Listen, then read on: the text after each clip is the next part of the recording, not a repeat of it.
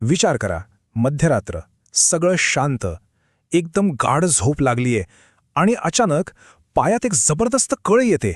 इतकी तीव्र की अक्षरशः जीव जातो. असं वाटतं की पोटरीचा स्नायू कोणीतरी पिळूनच काढतंय. क्षणात झोप उडते, डोळे खाडकन उघडतात.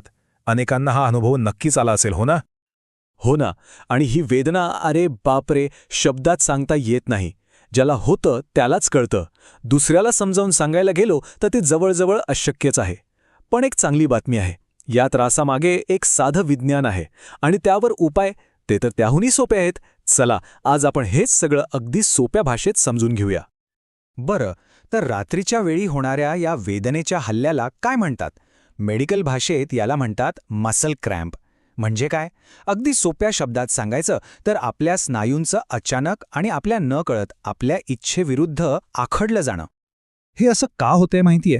विचार करा, दिवसभर आपले स्नायू बिचारे राबराब राबतात, थकतात, आणि मग रात्री जेव्हा आपण शांत झोपतो तेव्हा शरीरात जर पाण्याची किंवा क्षारांची, ज्याला आपण इलेक्ट्रोलाइट्स म्हणतो, त्यांची पातळी थोडी जरी खाली गेली ना, की हे थकलेले स्नायू एकदम बंड पुकारतात आणि मग ते असे घट्ट आखडले जातात.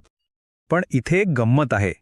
या पायात गोळा येण्याबद्दल ना आपल्या डोक्यात काही गैरसमज अगदी पक्के बसले आहेत. आज आपण तेच गैरसमज दूर करणार आहोत आणि त्यामागचं खरं सत्य काय आहे ते बघणार आहोत. सगळ्यात पहिला आणि मोठा गैरसमज की हे फक्त आणि फक्त कॅल्शियम कमी झाल्यामुळे होतं. अनेकांना वाटतं की अरेचा गोळा आला, ठीक आहे, भरपूर दूध प्या, झालं काम. पण थांबा, गोष्ट इतकी सोपी नाहीये. हो, कॅल्शियम महत्वाचं आहे, नाकारता येणार नाही. पण या खेळातले खरे स्टार खेळाडू आहेत पाणी आणि इलेक्ट्रोलाइट्स. आणि त्यांच्यासोबत मॅग्नेशियम आणि पोटॅशियमसारखे खेळाडू पण तितकेच महत्वाचे आहेत. आता दुसरा गैरसमज. गोळा आला की आपण काय करतो? पटकन तो पाय चोळायला लागतो, दाबून धरतो, बरोबर? पण खरं सांगू, त्या क्षणी मसाज करण्यापेक्षा एक खूप जास्त प्रभावी उपाय आहे. तो म्हणजे स्ट्रेचिंग. हो, जो स्नायू आखडला आहे त्याला जर तुम्ही हळवारपणे विरुद्ध दिशेला ताण दिलात ना, तर तो काही सेकंदात मोकळा होतो आणि वेदना अक्षरशः कमी होते. चला, तर मग हे गैरसमज आता बाजूला ठेवूया आणि खऱ्या-खुऱ्या कारणांकडे वळूया.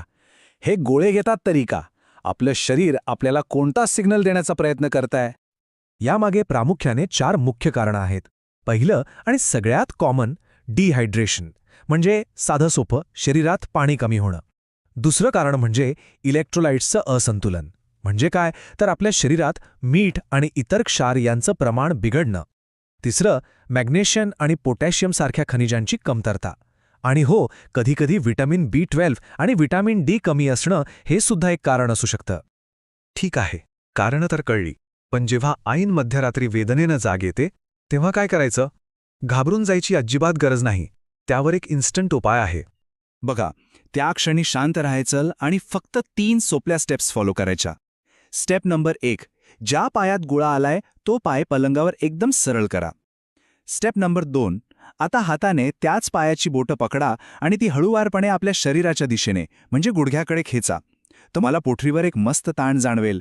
आणि स्टेप नंबर 3, जोपर्यंत तो स्नायू रिलॅक्स होत नाही तोपर्यंत तो ताण तसाच धरून ठेवा. तुम्ही बघा, काही सेकंदातच आराम मिळेल, जादू असल्यासारखं वाटेल. हा तर झाला तात्पुरता म्हणजे इन्स्टंट उपाय.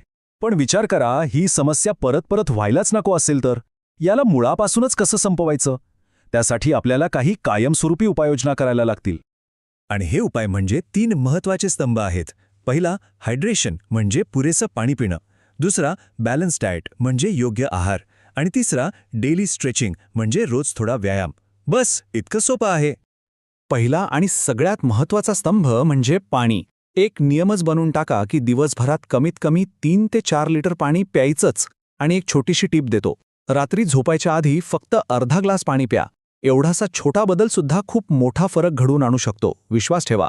आता वळूयात दुसऱ्या स्तंभाकडे, आपलं जेवण. आपल्या आहारातल्या काही साध्या सोप्या गोष्टी आपल्या स्नायूंसाठी जादूसारखं काम करू शकतात. उदाहरणार्थ, पोटॅशियमसाठी रोज 1 केळं खा. मॅग्नेशियमसाठी मुठभर बदाम पुरेसे आहेत. आणि शरीरातले क्षार बॅलन्स करण्यासाठी अधूनमधून लिंबू पाणी आणि त्यात चिमूटभर मीठ. बस, हे छोटे बदल तुमचे स्नायू एकदम फिट ठेवतील. आणि आता तिसरा आणि माझ्या मते सगळ्यात महत्त्वाचा उपाय. यासाठी फक्त 5 मिनिटं लागतील. रोज रात्री झोपण्यापूर्वी फक्त 5 मिनिटं आपल्या पायांच्या स्नायूंसाठी थोडं स्ट्रेचिंग करा. दिवसभराचा थकवा, ताण सगळं निघून जाईल आणि तुम्हाला रात्री शांत झोप लागेल याची गॅरंटी. तर मग पुढच्या वेळेस जेव्हा रात्री अचानक पायात गोळा येईल ना, तेव्हा त्याला फक्त एक त्रास म्हणून बघू नका. तो तुमच्या शरीराचा तुमच्याशी एक संवाद आहे. तुमचं शरीर तुम्हाला काहीतरी सांगायचा प्रयत्न करतंय. ते म्हणतंय, अरे माझ्याकडे जरा लक्ष दे. कदाचित त्याला थोडं जास्त पाणी हवंय, किंवा आहारात एक छोटासा बदल हवाय, किंवा फक्त ती 5 मिनिटांची स्ट्रेचिंग हवी आहे. आपल्या शरीराचे हे सिग्नल वेळीच ओळखा आणि त्याचं ऐका.